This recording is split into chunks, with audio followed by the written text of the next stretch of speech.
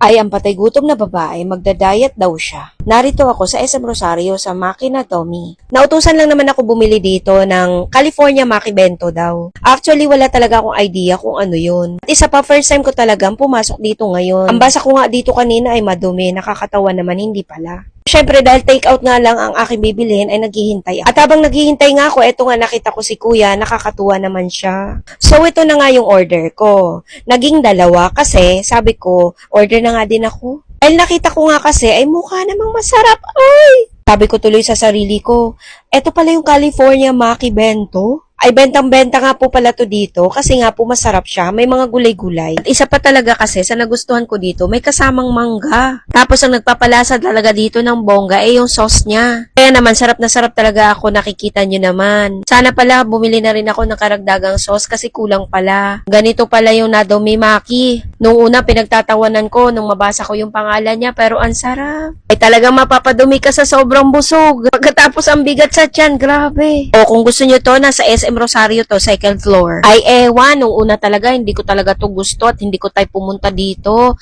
Pero kailangan lang pala talaga natin mag-explore ng mga ibang pagkain. Kaya naman eto, ubos na siya. Maraming salamat. Bye!